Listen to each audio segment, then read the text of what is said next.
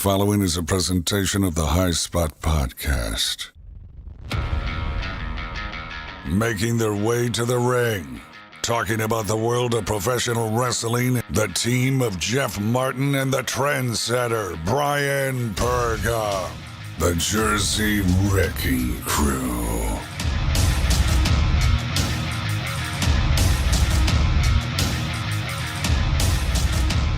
Like I said, this is just, like the stuff that you deal with, and that's what vendors, promoters, they deal with from time to time. And is I said, I don't know how torn that relationship with Raw Fury. Is there anything like any way that bridge could be mended? Anything Absolutely like not. That bridge has been burned, blown up, buried, bottom of the ocean, and Godzilla took a shit on it. I mean, it's not. So you're saying there's a chance? Yeah. if that's how you want to take it. If there's, at least with me, I can't speak for anybody else. No. With me, but for you, there's. I would never work for Rob Fury ever again. I've given him 3 tries. It's a 3 strikes you're out, basically. Yeah, pretty much. Yeah. So Andrew Kella is, to me, he's a really good dude. Yep. Go Pro Wrestling, everything like that is just the work he puts into it. Go Pro Wrestling actually working with, does stuff for AEW, and they're really a tremendous just working machine. Just your thoughts on Andrew, because from everything we worked with him and stuff like that, it's been good vibes. I like Andrew a lot. Andrew is a lot like me, where he kind of just says what he feels. Sometimes it doesn't think before he posts. Whatever. Yeah. No, I don't even have that struggle. It's just click. I'm not even thinking about it. Just click and go, walk away, come back to 17 notifications. Like, whoops. I like Andrew. Andrew's a good guy. He's honest. He's solid. We talk a lot. I'm someone that's up late at night, and at times he's up late at night, so we kind of bullshit at night. We help each other when it comes to talent pool. We help each other when it comes to even just obtaining photos. He's big on the promos. Mm-hmm. So I'll have a talent in and be like, hey, I got a promo, an original promo. And I'll be like, hey, all right, send it over. And I get to make copies of this promo from my signing. And then I get his original signed and send it back to him. It's like, you scratch my back, I'll scratch yours. And he's good with that. He's somebody very easy to work with. And obviously, definitely the seal of approval, because he's, does stuff. His company, Go Pro Wrestling, is everywhere filming promotions in Jersey, in New York and stuff. And yeah, I haven't been to one of his shows, though. it was a couple years ago in Wayne that he did. It was before right before the guys. That's right before some of the major signees that were going on that roster. Before everybody became an executive vice president. Exactly. Right before then.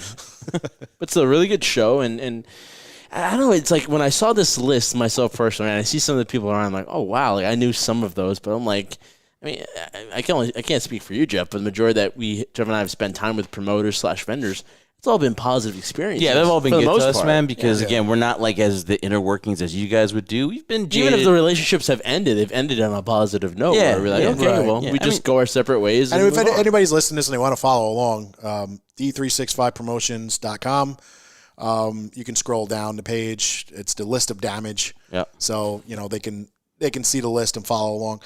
Obviously, you're gonna have to make one edit out of here, because this is one that I was taken aback like this. And listen, one of the things that come out of COVID too has been the speak out movement, right? And people talking about this and naming people, and of course, there's a lot of wrestlers that have been involved in this stuff. And listen, let's be first and foremost, man. We're in a society now that you do anything, people are gonna remember, or they're gonna call you out on it eventually, and people keep Instagram, IG, direct messages. Some people are just foolish. Some people think they're untouchable. But the speak out movement, there's a lot of female wrestlers, female people in wrestling who have called out a lot of wrestlers. And a lot of people have paid for it. Joey Ryan right now is how you say in French, toxic. He's toxic, whatever. Yeah. But this was really something that, man, for somebody to keep this identity, this other identity. Obviously, you've worked with him, and to maybe have a friendship, to build the friendship with him. The opinion on him would be pretty much the opinion you'd get from anybody prior to this happening. Was that if we'll just say his name, Colin West, yeah. aka Patrick Shea, was one of the good guys in the business. He was very easy to get along with. He was always positive, gung-ho about the business. And he always wanted to help. Like, he would show up at other people's shows and just soak it in, just absorb what was going on and try to take that experience and kind of use it to do what he wanted to do. Like, as a kid, I was a huge fan of like going to hotels. And I actually wanted to go to school for hotel management, and I wanted to build hotels from all the things that I experienced, and I had a notebook, of all the things that I loved about a hotel, and then the back of the notebook was all the things I didn't like about the hotel. And I wanted to build the perfect hotel of all the things that I loved and keeping out all the things I didn't like. This was pre-Wi-Fi and all that stuff. So like, he would do that with wrestling. I booked stuff for him when he used to run CTW. It was Change the World Wrestling. It was an all fundraiser charity show. I booked talent for him. I've done podcasts at his show. When he took over Synergy Wrestling originally, one of the first things I booked him was Jazz versus Maria Manic for the NWA Women's title. So, I've had him on my podcast at least 4 times that I went back and looked. And yeah, when I saw what happened, what came out, my first thing that kind of, I got showed this information the night before it came out. My first thing was like, is that really him? Yeah, you're questioning his picture. Yeah. I'm like, yeah, it looks like him. Is it him? Like, I never knew that was his real name. So I'm like taken back with like, oh, shit. First thing in my mind is, why is he using an alias? Did he legally change his name? I'm thinking about all the other stuff, not what the important stuff is what he did. Yeah, of course. Okay, which is disgusting, and I won't even discuss what he did, but. No, but you're looking at it in terms of like you thought you knew this person. I'm trying to debunk it like it's like, yeah, no, this it can't be him. You don't want to believe it's him at all. Like, literally, I went into like debunking mode. And I don't think many people would say it's bad for you to do that, because if you've known somebody for a certain amount of time and then you find out something like this, and you're like, you're looking for it. No, this has to be a mistake. And then the second thing in my mind is like, what prompted somebody to even find him? Yeah, like on this certain day, wherever this came out, and it's crazy, man. I mean, and it's like, you can't really honestly. I just wanted to think, like, how long do you think he thought in his mind he was going to be able to get away with this? I have no idea. Like, how far was it going to go? Well, it just tells you how bad the wrestling situation is without an athletic commission in the state of New Jersey. Yeah, because he would never have been able to run in New York. Never. So it was strictly Jersey. It was Jersey. never. Yeah. He only ran in Jersey, and there's no athletic commission. So there's nobody to do a background check on this guy. So everybody's like, oh, you need to do background check. I've been saying this since 2013, that promoters need to have background checks done on them before they're handed a promoter's license or they're handed insurance to run shows at venues. But that's never going to happen without an athletic commission. Then other people argue that the athletic commission ruins it because they don't like wrestling. They like boxing. They don't like wrestling. We all know what happened in New York with the intergender match. They stopped the match in the middle because they didn't think a guy and a girl should wrestle each other. They were wrong. So a lot of companies are leaving New York and they're coming to New Jersey, and that's why they lose their athletic license and then they come to Jersey where there is none. Obviously, things like that have to change. Unfortunately, it looks like we have there's gonna have to be more cases like this, and that's just sad, man. That's just such a situation. It's like, who did he piss off? Yeah, for them to have to do that extensive research to find a name that nobody knew. And obviously, though, we're glad that this was found out because, again, you don't want anybody capitalizing. But now everybody's going to tiptoe with everything now. They're like, oh, I'm afraid I'm going to piss somebody off, and they're going to do an extensive background check and try to, drag my name through the mud. Me personally, I don't give a shit if I piss anybody off. But isn't that the day and age we live in nowadays where I have nothing to hide. Yeah. No, of course, because you put it all out there, of course. Right. But there are other people that do, and that's why in this day and age now, even with COVID added in, everybody's walking on As people are listening right now, they're doing a background check on Kevin S. Nasta. And everyone, I don't blame the wrestlers because how are they? No, of course not. I know Terry Calloway felt the only guilty. thing that pissed me off about the wrestlers was they started to make it about themselves. Yes. Yeah. When you start saying, I hate when you say, I will no longer do business. As of today, I'm dropping my title. I'm like, the company doesn't exist. Who cares? To me, it's like when you do that. I see that, then I get angry, and then I start to troll. Like, I'll buy the title from you for $200. Yeah. And in no way, though, if you're a talent, should you feel guilty, man. You think Kevin was duped, and he a lot of people were, and I was working with him before half of these people that came out and said something were working for him. I was working with him before Synergy. Mm-hmm. And, he did, put out like an apology, and he said he's not going to try to get into the business anymore. We'll see, but can't anymore. He did. Can't. I just had this conversation with my partner, Amy, and I said, what he did is terrible. There's no way to even twist that around. No. Okay, and make him feel like he's the victim. He's not. Okay, the victims are the victims. But we don't know if his life goal from that point was to do right by everybody and changing his life and trying to live a positive life to put all that behind him. Yeah. We don't know that. I could only assume that's what it was. But unfortunately, the part is that you do that off of a lie. Right. And that's where... And in a business where there's going to be kids there, too, which that's the other thing that's why? Too, Of all businesses to get in, why get into a business where 40% of your customer base are kids? Yeah. It's... And that's the sad part because wrestling was at a high point in Apex where everyone was enjoying the fruits of the wrestling promotions. And then we hit COVID, and then unfortunately we had the Speak Out movement with. It's not only that, man. Guys, you guys aren't untouchable, dudes. You guys can't be DMing and thinking that no one's gonna save those stuff and everything. And one thing that I wanted to touch on, Brian, that I think is something that no one's talked about because as soon as it happened, people who worked with this person and we worked with him as well. Okay, and that was Mark Adam Haggerty, and the whole situation right there, boom, goes off the grid.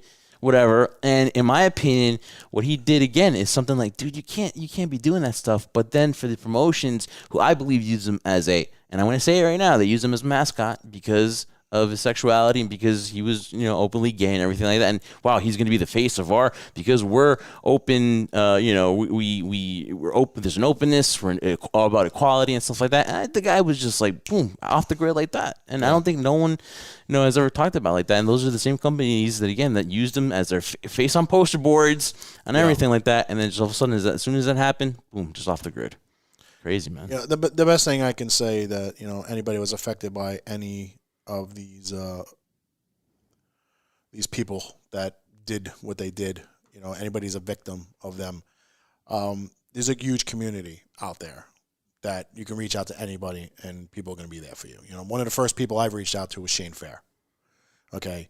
I know it devastated him with Colin. Devastated him. Okay. He kind of looked up to him, even though he was like 7 inches taller than him. Big dude, yeah. Big guy. But, and the first person I reached out to was Shane. And I said, dude, I know. I get it. If you need me, I'm here anytime. I don't give a shit if you call me at 3 o'clock in the morning. And he appreciated that. Okay. That needs to be more in wrestling. There needs to be someone that you can turn to all the time.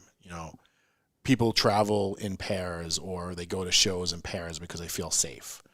But if that promoter has a reputation or you've heard whispers of this promoter having a reputation of, being inappropriate, then why work there? Is it really worth that $75, that $100, that travel expense? Is it really worth it? That you have to travel with a friend to feel safe? Is it worth it? Me, I don't think it's worth it. I mean, I'm a guy, but if I'm not going to travel somewhere where I'm uncomfortable, you're going to see me driving through Camden for no reason? No, I don't feel comfortable. There's no reason for me to be there. Yeah. So I mean, it's a bad analogy, but still.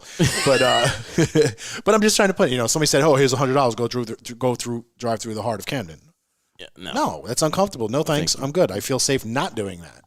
So it's true, but again, you'll never be able to tempt people's desperations too. Like, for example, maybe you or I or Jeff wouldn't do that, but if somebody says, "Here's $100, go through the bad Paul of Baltimore." Yeah. If I'm that desperate for it, hoping that I get out alive and unscathed. Maybe $100 crab legs. Maybe we're talking. Maybe I can entice you to do that. Yeah, maybe. All right. So who's Well, I mean, we can go through. I mean, we have the list of Jericho here. Yeah, I mean, look, but I mean, the list of Nasta, Jeff. There's a good list of people here. You guys worked with Pro Wrestling Magic. Oh, yeah. I love all of them. Yep. Yeah. Okay, and I've been with them since the UWA Elite days when they were there, because I used to do their shows too. So I've watched all these guys go from UWA Elite, JCW, and then hop around. They did Warriors of Wrestling. They did all these companies, and then now with Pro Wrestling Magic, and I'm really happy for all of them. Like love Steve Off. He's a crazy mofo. I love him. He's a good guy, and I've booked people for his show, and he's outstanding. Like I can't even say anything bad about the guy. Jim Burgoyne, Lucky 13, never been to any of his shows, but as a promoter, vendor, he's a great guy. I love him to death. Mission Pro Wrestling, the Cervantes, Thunder Rosa and her husband Brian, all women's program. I mean, legit from the broadcasters to the ring announcer to the people who book the shows. They're all female. Okay, they've been working a lot with Rodney Mack and Jazz, with SWE Fury, and the Dog Pound school that they got. They're all working together in Texas. Now it's two companies working together. It can happen. It can. What a concept that is. These are all good people. I've had all positive experiences with WrestlePro. Matt Tremont at H2O had all positive experiences. Big event, high spots. WrestleCade, which I feel bad for, Tracy Mars down in North Carolina with WrestleCade, because they still don't even know if they're running this November for this year. So that's still up in the air. How fun was that to do? It was great. It was like 3,500 people. It's on Thanksgiving weekend sometimes too, right? It's the Saturday before Thanksgiving. Yeah, Saturday after Thanksgiving. That's something that Jeff and I wanted to do eventually. Go down there too. So hopefully, I'm like, oh my God, Saturday after Thanksgiving, like, it's a day after Black Friday. I'm like, everybody's gonna be shopping. No.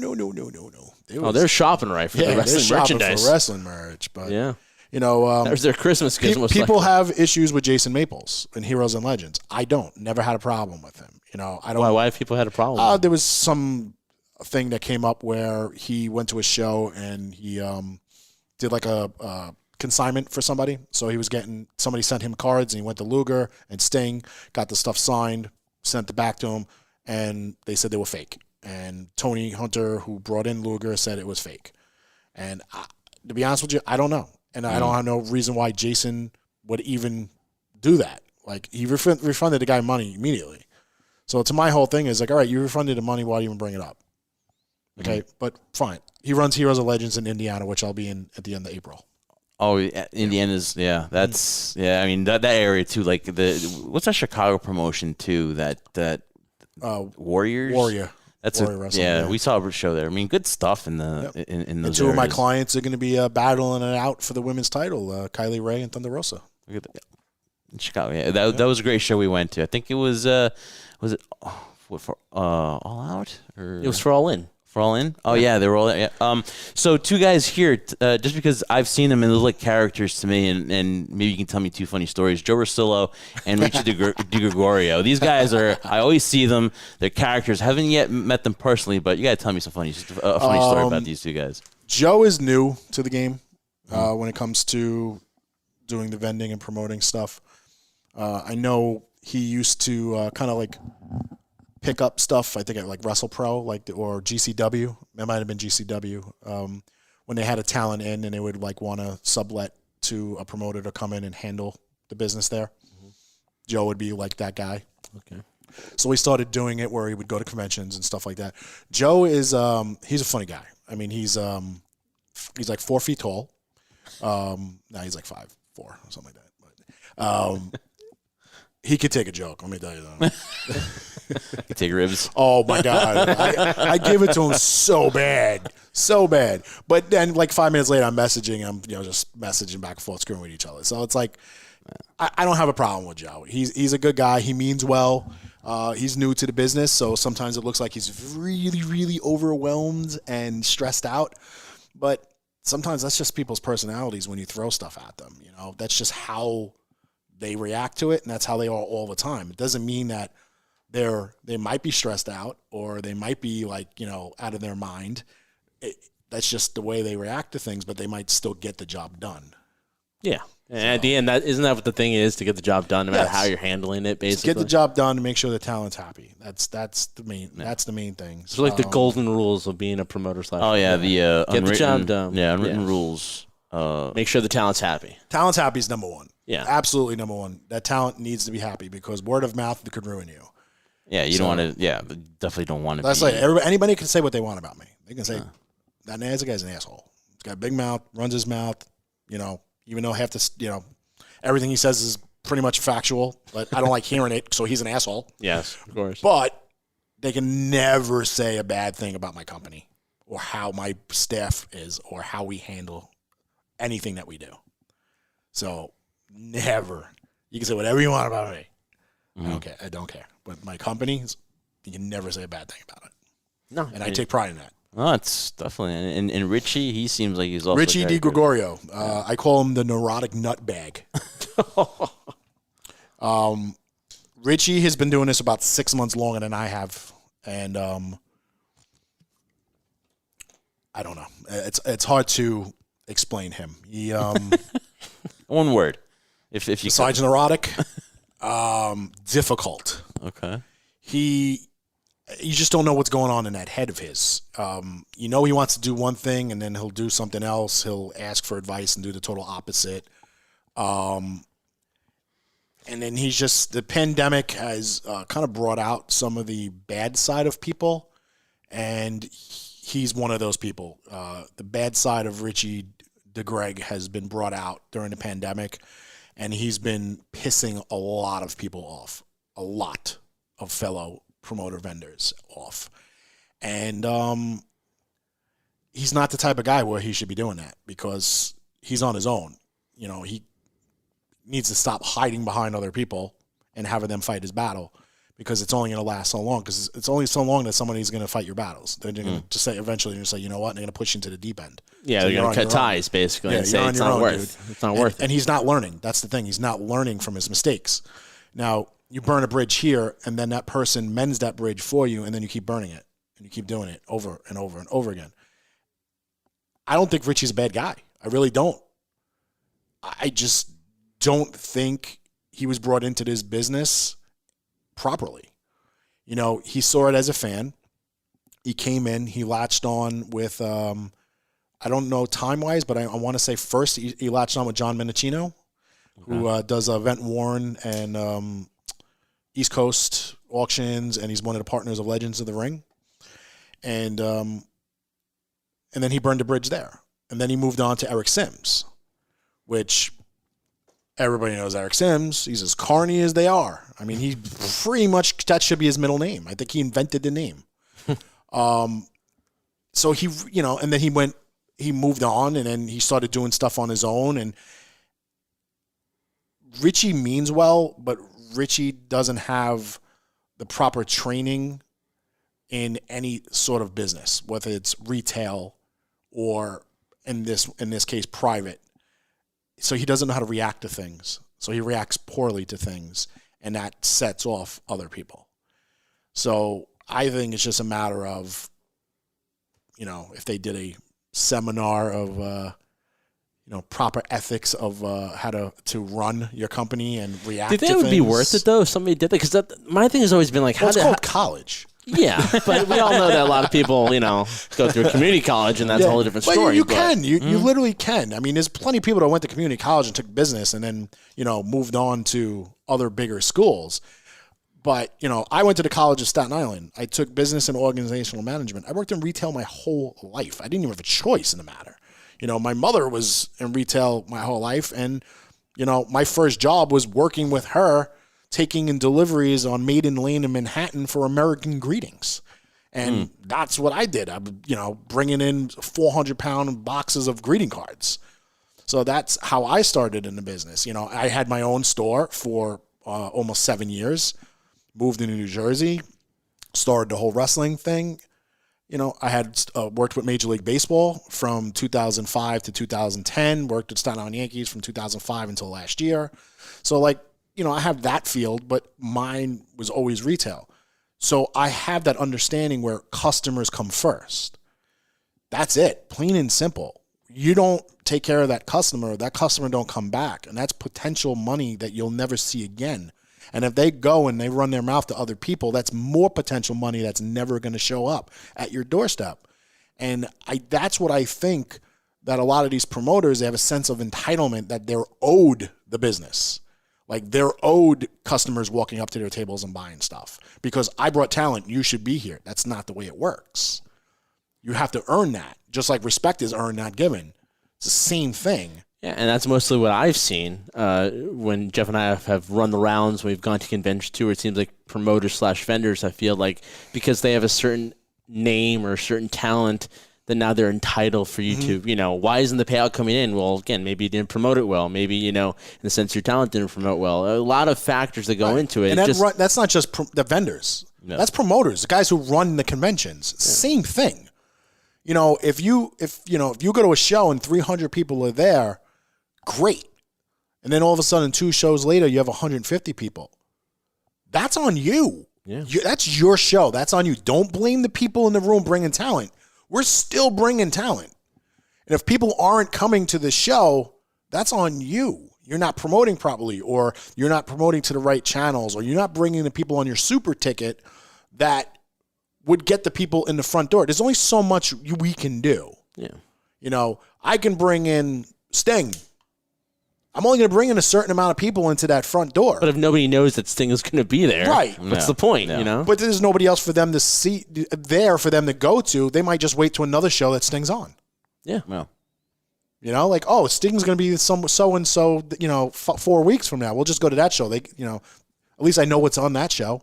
Yeah. Why am I going to drive to the middle of nowhere to go see Sting when there's literally nobody else in that room I want to get, or nobody on the super ticket I want to get? I got to pay $40 to get in and then pay another $120 at the table. For what? So it's a team effort, and everybody should work together. And the problem is nobody works together. As much as they say they should and they want to, and they don't. And, I've done podcasts where I've put promoters on blast, convention promoters, because they're not doing the right thing by the vendors. If you don't want the vendors there, then run a private signing. Run a sign, bring in your 8 people, whatever it is, put them in one room and invite fans to come there, and that's it. Don't run a convention. You don't need a convention so you can walk around, pat yourself on the back, say, hey, I've been doing this for 25 years. Who cares? Yeah, no. You're only as good as your last booking. Definitely. Only as good as your last book. And we're talking to Kevin Nasta. Drop the mic there. Drop the mic there. But honestly, don't. That's an expensive headset. Don't drop it. Talking to Kevin Nasta, president of Damage 365 Promotions. Man, we could go for this for hours, but we got to make sure that we save Kevin for his upcoming gigs that are coming up here. You got one coming up, the Wrestling Universe, on June 5th. You've got a signing there too that you announced is Crystal Marshall. Yes, going to be there. Just announced that. Yeah, and then you've also got Mike McGurk and Kylie Ray on April 17th as well too. Correct. So I mean, you've kind of gotten somebody that really took time off from wrestling, kind of like left it, and you are one of the first people to bring her back on board here. It's the same method that is the reason why I've always also been able to bring in Kimona, who hasn't done anything. And she's exclusive to you guys, right? Now you guys she's exclusive deal. because Congratulations. we took care of Kimona, and she appreciated that, and she showed that appreciation by saying, you know what, I'll go through you for all the bookings. People want to reach out to you to book me elsewhere, fine, but it goes through you. And the reason why I'm able to get someone like Kimona or somebody like Kylie Ray is respectful persistence, not blowing up their messages with passive-aggressive statements, saying, "Oh, I guess you don't need the money." You got to see some of the messages that they send me. I can only imagine, basically. I mean, it's just like, people on this list sending messages to talent saying, "Hey, you want to do this weekend." And then if you don't get back to them within like 48 hours, they send another message saying, "Oh, I guess you don't need the money. You must be doing well for yourself." Yeah, because that's going to get them to book with you now. Something as stupid as that. Like, why? What is the reason for that? I'm going to point you out at the show when they see you and say, "Hey, there's the asshole." Jealousy, maybe in sense of, like you said, entitlement. Oh, it's like all they're entitlement. owed it. It's all entitlement. Yeah. And it's funny that we've been talking this entire time, and when I'm listening to you talk, I'm just sometimes like having my mouth wide open because it seems like the main thing in terms of respect is a really foreign concept nowadays. Yes. It really is, because you have conducted yourself, Kevin, very respectfully, which is why you're in the situation you're in right now. We have three talents right now that we're exclusive with. Kimona being one, CJ Dunning is another, and Brad Maddox is a third. And that's all because in their mind is what we took a chance on them when they felt they didn't have any worth. And we showed them that wasn't the case. And we treated them with respect. We made them feel like the center of attention. And when they went home, they felt they had a good time. They were taken care of. And that's why they had no problem saying, "Hey, you know what? I'm only working with you. So if you want to get me bookings elsewhere, just make sure, you take care of all the details." That's fine. A lot of wrestling, and then you got people, fans are like, "Oh, the wrestling promoters ruined the business." Because we had to pay them to be there, and then we pass on that fee to the table. Where a lot of the fans think, well, if they just show up to the show, if the wrestler just shows up to the show, it'll be a lot less money because they're not being paid to sit there. Or they can grab one from the airport, or grab one from the hotel, or in the bathroom, wherever, Again, but that's a sense of entitlement. Fans have a sense of entitlement, and then promoters have a sense of entitlement. Talent has a sense of entitlement too. Everybody's guilty of having that sense of entitlement. So it's not just one person. It's just not me pointing fingers. We all do. I do at times. When I'm talking to a talent, first thing in my mind is loyalty. Mm-hmm. So when they turn around and say, "Oh no, I'm going to do a booking with somebody else," they offer me more money. I'm insulted. Like, I'm hurt. Because I'm like, whoa, I came to you. We're going to take care of you. Like, you're our top priority. I'm going to treat you better than family because I don't even like my family. Okay, so, and then you're going to turn around and go somewhere else because they're giving you an extra $1,000. It's not saying that you're worth the extra $1,000, but that person is just doing it so I don't get you. And that, to me, is I have a sense of entitlement because I think because I speak to them that I'm entitled to them. So I get insulted. No, but I can understand that too, because you felt like you've earned that type of respect. That granted, if the main difference is the example that you're going to go to this other place because they're offering you $1,000 more. Not that I'm not willing to give you another $1,000, but is that $1,000 really worth the example we spoke about before? Are you willing to go down a dark alley for $100? Is that extra $1,000 really worth it to you when you know what we bring to the table, as opposed to this other place just offering you an extra money and you don't know what's going to happen, and now it could be the worst experience of your life? Right. What happens when you go with this person and they screw up the booking and your entire weekend is an absolute shit fest? To them, you're just $1,000. You're going to come back to me now and say, "Hey, by the way, you want to do a booking next week?" No, hit the bricks, buddy. With Kevin, there's a personal relationship, but with other people, it could be just like, "Hey, you're just a name," you know what I mean, that they're bringing in. You're not going to get, the extra. Twisted Sisters were at my wedding. Oh, yeah. All right? Dude, I can't believe, since Jeff and I have started doing this, we have been very fortunate. I don't use the word a lot sometimes because sometimes I'm like, we're not fortunate at all. But we have been fortunate with a lot of opportunities that were presented to us. And I feel a lot of it had to do with the manner in which we conducted ourselves. And then I could just remember sitting in the Manhattan Center on a cold winter's night, getting ready to see Final Battle. And downstairs walks Adam Hangman Page. This is when the Bull Club was really, really hot. And in comes Marty Scurll. And the people from Ring of Honor have always been great to us. And we are sitting there. there talking to Marty Scurll. Jeff was the equivalent of a 16-year-old girl at an NSYNC concert, basically. He was the equivalent of that, how excited it was. And the same I felt, too, because, wow, I'm talking to Marty, and we're actually having a great conversation, and he's not looking at me as if, would this interview just end type of mentality. It was great. So you, from a promoter standpoint, what was that one booking that you can remember, like, oh, wow, I cannot believe I got this, because in the end, as professional I'm being, I'm fanboying at the Probably same the time. first time I ever worked with Bischoff. Yeah. Only thing I knew about Bischoff was what he was portrayed on TV. Yeah. Now, this was 2018 Orlando WrestleCon. He was inducting DDP into the Hall of Fame. And I was working with, at that weekend, I had Thea Trinidad, which that was the weekend she signed back with WWE. Yes. I had April Hunter. Got a picture of her, by the way. I contributed to 3 that day. I had April Hunter. I had Amber O'Neal. Okay. I was supposed to have Saraya Knight, but that was the year that the Page video came out and they canceled all their stuff. And I had Bruce Pritchard. And Bruce was like, when I was negotiating with Bruce, and I have to say the reason why I got the Bruce Pritchard booking was from Dave Mooch of MZ Promotions, someone that helped me, somebody that I have helped in the past, him and Vinny. Yeah. So, by the way, I have to plug them. They have a store in the Green Building in the English Town Flea Market. They sell wrestling and UFC stuff, so go see them. Okay. I don't want to get a text as soon as this airs saying, thanks, jerk.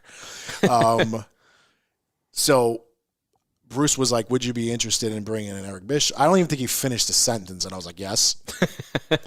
And he was like, all right, let me talk to him, and then I'll get back to you. And he gives me his phone number. I'm like, wait, you want me to call him? I know, exactly. Like, you got to call him? I got to call Eric Bischoff? I'm like, oh, crap. Literally took me like 6 hours to muster up the... Yeah, I had to pull my cajones out of my socks. Did you have to write out what you were going to say so you could read so you didn't forget what was going to say? I was like rehearsing in the shower. Like, yeah, it was great. It was like, ladies and gentlemen. I was like, it was nerve wracking. Then I realized after literally like 2 minutes that it's Uncle Eric. He's just a regular guy, and he's a businessman. He knows his worth. He's gonna get his worth, or he's not gonna do it. Yeah, of course. He's a family guy. He doesn't want to leave his house if he doesn't have to, and he won't leave the house unless he knows you're gonna make money. So he's a loyal guy. He's not one of those guys who just he's not Greg Valentine. He's not gonna take any booking anywhere at any time. And then sit there and look like someone stole his sandwich. So he's not that way. And honestly, very smart business wise. Oh my God. He's like, I'm walking, and it's like he's talk about another guy. This guy, let me tell you, Kevin was so nice enough to hook up Eric Bischoff with us to talk to. This guy was a nervous wreck coming up. I understand. What do I say to Eric? What do you mean we say to Eric? I was like, Brian, you took it. I was like, no. This is yours, Jeff. This is yours. No, but Kevin's such a good dude. He's there, like, he's doing 30 things. And he's like, yeah, you want to talk to Eric? Hey, Eric, minding his business, whatever. Didn't have to give me 2 minutes the time of day. And Kevin was like, could you do an interview with these guys? And he goes, sure, come on over. See, that's the way Eric is. And he's such a... and congratulations, by the way. If you work with Eric... And I think Jeff was also caught up in what you said before, too. Caught up in what he knew from watching him in WCW. And not realizing in 2 minutes within the interview, Jeff had already calmed down and stopped hyperventilating and was like, it's just a normal guy. First interview I ever did was with Matt Stryker, and I probably stuttered through the first minute and a half of the interview. And Matt Stryker is like the easiest guy on the planet Earth to talk to. Like he's a wrestling fan who wrestles. Like he loves the business. So like I get it when it's somebody that he's intimidating. He's an intimidating character that you remember on TV. And then when you translate that to meeting him in person, it's kind of like, like crap. Yeah. But I'll be like, hey, Eric, do an interview with that guy? Yeah, okay. Like he doesn't say no to me because he knows I'm never going to put him in a situation where it's going to make him look bad or feel uncomfortable. Yeah, and again, so smart about the business, and just congratulations to him. You have a lot of alums going into the Hall of Fame. He's got Molly Holly and Eric Bischoff. Oh, and Molly Holly, I got to say, too, I got to throw this in there. What a sweetheart of a person. One of, honestly, the nicest people I've ever met. We've met some pretty nice people, and I was so happy to find out she was going to be inducted. Now, depending on how people think about what the Hall of Fame is up to them. But, man, Molly Holly, what an amazing person. I saw photos on your Facebook and all social media of her wearing the Molly Holly gear. Miss Madness. And no hesitation, most likely, from her to do it. She was happy to do it. She only likes to do the Molly Holly one first because then when she puts on the wig, it puts a crease on her forehead. Okay. So she doesn't want to do the wig first and then Molly Holly second because then she's got a crease on her forehead for all the photo ops. So like, but there's another woman that's very loyal to me. Like she's an introvert. She doesn't like doing a lot of these because people are all in her face and that kind of freaks her out. When I call her, she's never said no to me. She said no to a lot of people. Well, she knows you'll take care of her, though. Yes. Yeah. I mean, the last time she was here with her husband. They slept at my house, you know, and then he was touring New York City while she was doing her signings in Queens. From Minnesota, he's never seen New York before. Oh. The guy was excited to see pigeons, and I shit you not. Done pigeons in Minnesota? I guess not. I guess not. Maybe they look like pigeons and not rats with wings. So maybe that was a difference. They actually call birds in Minnesota. Here we call them pigeons. We call them basketballs with wings.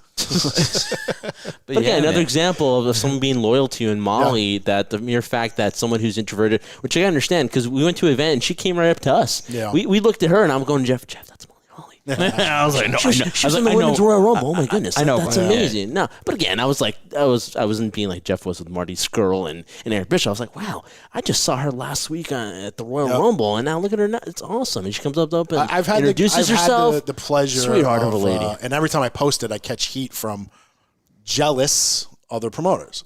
I've worked with a lot of talent when they were, and I hate to use the term, but they were nobody. Yeah, Deonna Purrazzo. That's fair. Deonna Purrazzo is green as grass. I worked with her at Woodbury Heights years ago. I think it was 2014 or 15. Mm-hmm. Nobody knew who she was other than people that worked with her at D2W in Morton, New Jersey. That's it. Okay, I worked with her then. I've worked with her a little bit after that, and then now she's on TV. Jordynne Grace.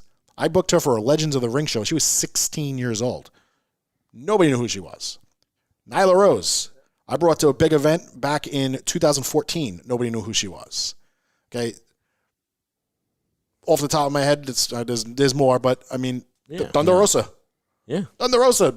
If you weren't from the West Coast, nobody knew who she was. I brought her over here. Boom. Mm-hmm. You know, she took off like wildfire, and she's probably one of the most recognized names in the game right now. Yeah, you're right. That's called the Nasta effect. That's what it is. The Nasta They've effect. been nasted.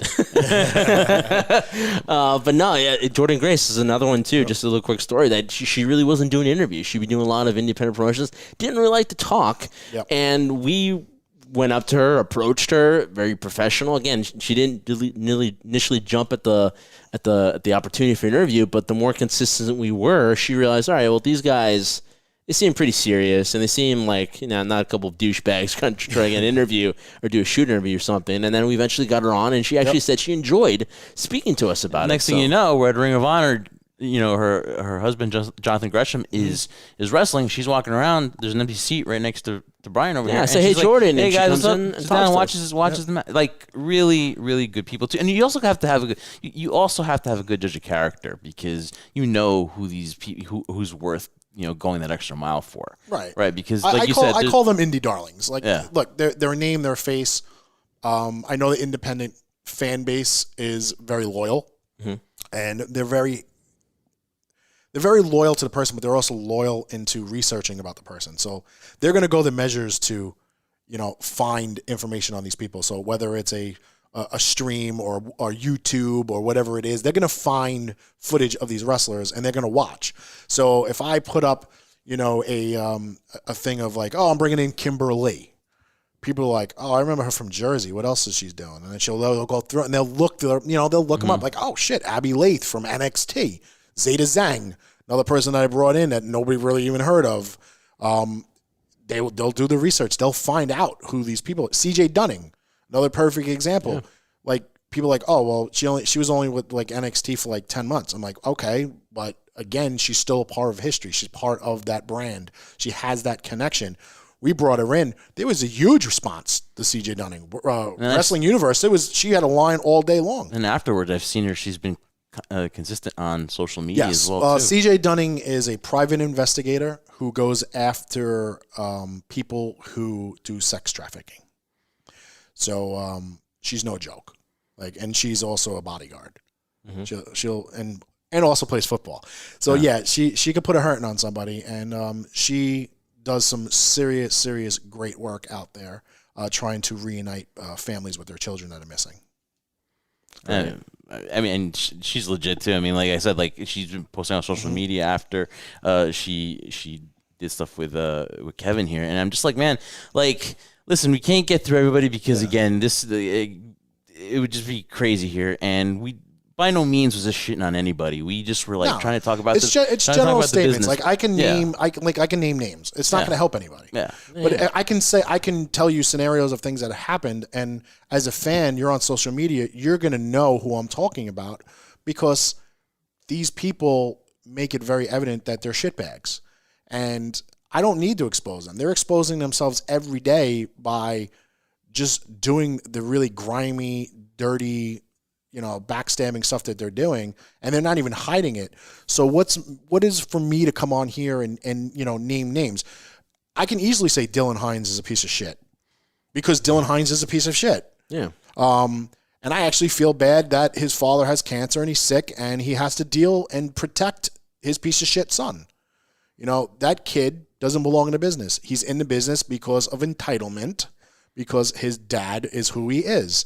And like I said, we can be on here for another 2 hours going through all these, these list of Nasta. Yeah, but again, though, it's just the main fact that, hey, listen, if you're going to do business, just do it the right way because again, wrestling is a huge piece of the pie, right? And everybody can take from it, and you just have to do it, in a proper manner with respect, loyalty, and it's just something that you just need to call out people when you have to. But at the end of the day, though, you just got to be professional. And you got to look at it like this: we're a small business, okay? We're a mom and pop business, especially now than ever before during this pandemic. Support your mom and pop. Support your small business.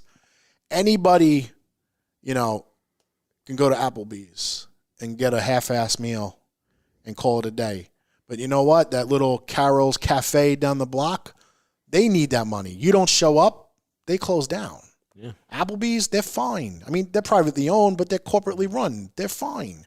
McDonald's, same thing. Privately owned, corporately run. They'll survive if you don't show up to get your Egg McMuffin. But the bagel store down the block that's owned by some guy that's trying to put his kids through college, he might not survive when you don't get your bacon, egg, and cheese. Or pork roll. Yeah. I'm up north. Tail and ham. No, I'm getting hungry right now. What are you talking about? And in these Sounds good. And in these times too, right, with COVID and everything, and just support the good people. Yeah. Support good independent wrestling. Support the good promoters. If you want to hit up my list, I have to go and edit it so I can get, again. How many revisions do you think you'd have to do with this? I've done 3. Okay. I think so far. I think one went from the bad list to the good list. Because if you look at it, it'll say, like their stuff is legit, but not for me. Mm-hmm. That just means I don't really need to associate with that person, but they're not selling you bullshit. Yeah. They're not selling fakes. I might have personal issues with a lot of them on the list, even though they're on the good list. I might have had personal issues. They might have poached talent from behind my back. They might have talked shit behind my back. They might have talked shit about my company. You know what? I don't care. They're not doing the customer wrong. Fine. But when you start doing the customer wrong, that's when I take offense to it because you're making my job harder. And sorry, I work hard enough. Before this whole pandemic thing, we saw it from going to wrestling conventions or going to in-store signings and seeing the popularity and the excitement that people would have to want to see whatever particular talent was booked to go at a particular location, right? Then it happened. Then everyone was scared beyond belief to leave their house. So somebody sneezed down the block, you're scared and you're worried about it, right? You're driving with your windows closed. Exactly. Holding your breath inside a tunnel for some reason, thinking it's all airborne. You're going to inhale it, and it was going to get in your skin and all that. Yeah. And now, the big event happened, and you said it was different, but fans would appreciate it because they're like, well, we didn't have this before. Right. Now it's like, you start appreciating things, but you don't have it anymore. As opposed to when you did. A little bit of normalcy. Mm-hmm. A little bit of normalcy. But speaking of that, though, do you think when hopefully all this is behind us in the near future, it goes exactly back to the way it is, or is virtual signing now is kind of a thing in the future? Not that it's going to be the basis because people will still want to see. It depends on who you ask. One-on-one. If you ask some of the OG vendors, they'll say the virtual signing is going to last forever. And I'm going to tell you exactly why they're going to say that. Because they no longer want to leave their house they don't want to hustle no more. Yeah. Just easy to have someone come over, sit them down in front of a camera for 2 hours and do some sales. Also, those same people are the ones that are causing the problems. They're talking shit. They're getting under people's skin. They're backstabbing. They're poaching. Now, they're not going to show up at a convention because now they got to face the music. Yeah. Now, all those people they were talking shit about are now within 20 feet from them. Now, what do? Keyboard's not there to protect you anymore. I was about to say, stay by the keyboard then, because they're never going to go to those events. So anymore. That's what it is. So you're always going to have that virtual auction, virtual sale, because you're going to have the ones that no longer want to do the public stuff. Okay, me personally, I will continue to do them as long as the talent wants to do them. I'm never going to push it on them and say, hey, I want to do a weekend where we're doing a store here, and a virtual. It's going to be, hey, I got 2 store signings. Do you mind doing a virtual? No, that's fine. We'll just do the stores. I'm not going to push it no more because I rather the in-person to person, fan mix with the talent. People want to see these people. And now that stores are starting to open at larger capacities and there's more stores available for people. Like we have an exclusive deal with a couple of stores. We have a couple more stores that are opening that have reached out to us and want us to bring talent to them. Great. Okay. Really great. Like, now I might not have enough weekend to do everything that I want to. So now I have to start picking and choosing where we're going to bring certain talent depending on the market, the fan base, and who the talent is. So that, again, it's a new aspect of my job now. Now it's just not just 2 places. Now I might have 6 places. So I have to decide where I'm going to bring them. I want the interaction. I want that fan, talent interaction. The talent likes it. The virtual, they like to a certain, aspect, depends on, if they're a germaphobe, obviously they like the virtuals. Yeah, of course. If they're like, F it, I'm not a mask hole or whatever, they're going to refer to it as, they're going to do the store signings. They don't care. I mean, honestly, 98% of the talent I brought in has been like, whoop, with the mask. Like, they don't care. Like, they're done. They're over this, and this is before the vaccines. Now that the vaccine is starting to roll out and people are getting the vaccines, I think the virtuals are eventually going to die a little because more and more conventions are going to happen. And I think you're going to start to see newer conventions. Like we have the new one coming up May 15th in Baltimore, Celeb Fest. Okay. We have, right now we have Deanna Perrazzo booked for that. We have another one we haven't announced yet. We're going to announce it the Monday after WrestleMania. Nice.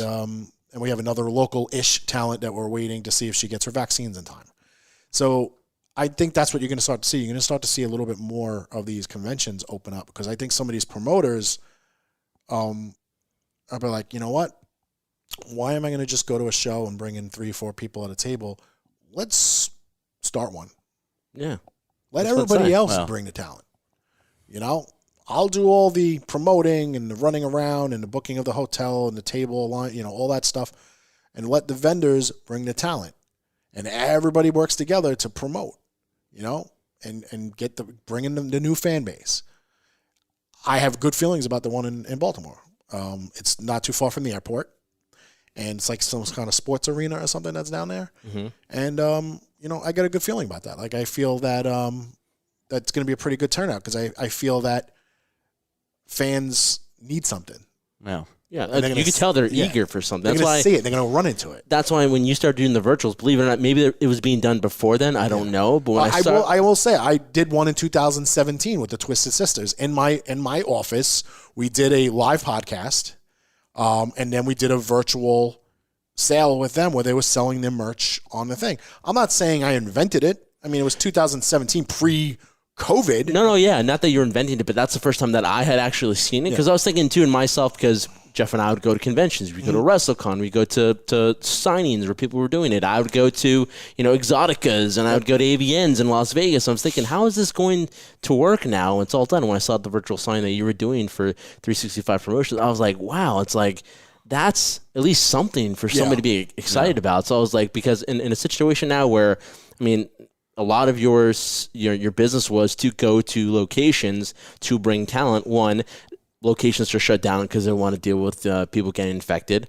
Talent doesn't want to go because they don't want to get infected. Fans are scared out of their mind to do it. So how does one work around that? And when I saw what you were doing, I was like, wow, that's a great idea. Not that you invented it, but... And the flights were cheap.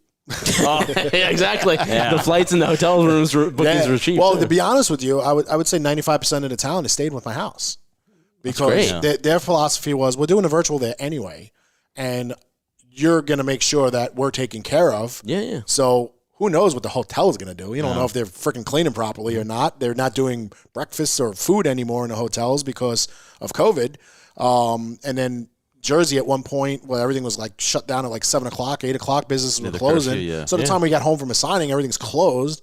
So they were like, we'll stay at your house. It's fine. Everybody gets their own room and bathroom anyway. So it's like, and we all get to wake up, leave together, come home together, eat together. So it worked out really really well. I mean, and I don't know if my wife agrees, but some of the talent she loves, some of the talent she was just like, get them out. There's only so much you can tolerate. But I mean, I'm doing this at minimum 2 weekends a month. Wow. Yeah. So there's at one point my house it has talent in it at least 6 days a month. Yeah, exactly. And that was probably an exciting thing. Like I said, maybe not to your wife, but again, that was what intrigued me the most. That was just, again, the reinvention. Because like nowadays, if you want to do meetings, you can Zoom call somebody, you can do this and that. And that was just a great extension. The fact that now it seems things are shifting back to what we call normalcy. And that's really exciting to see. Look, it's like any business. You got to evolve. Use Jurassic Park. Yeah.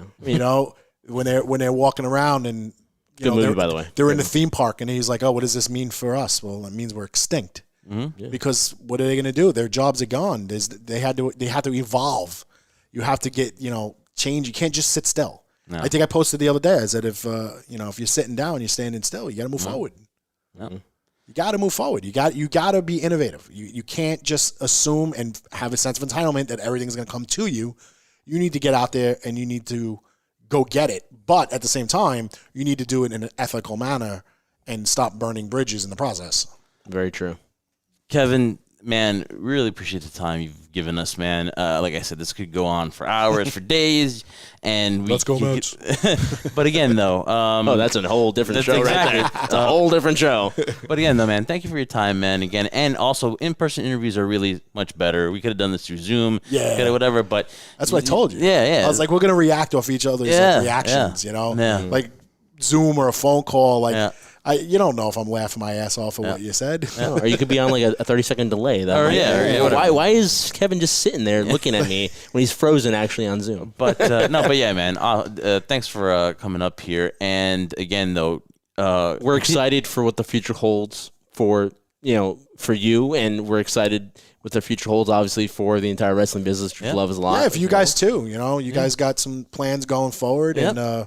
I'm sure we can incorporate us together in some stuff. Obviously, if you listen, man, like if you again extend the olive branch, because you have to like work with good people, right? And you get that vibe, whatever. So, and then you guys need again virtual hosts. You never know, but definitely let us know and stuff. And again, continued success. Damage 365 Promotions, man. Where can they find you and on social media? Okay. Well, our website is d365promotions.com. Pretty much everything that we're doing, pre-sales down to announcements and alumni, all on that page. On Instagram, we are D365_promotions with Damage 365 Radio on Twitter. And Facebook, we're at Damage 365. And you can find us. So you can reach out to me anytime, whether the business page or my personal page on Facebook. And we'll link you to what's going on, and if you guys are doing something, I'm going to promote you guys as well. Awesome. That is Kevin Nasta, ladies and gentlemen.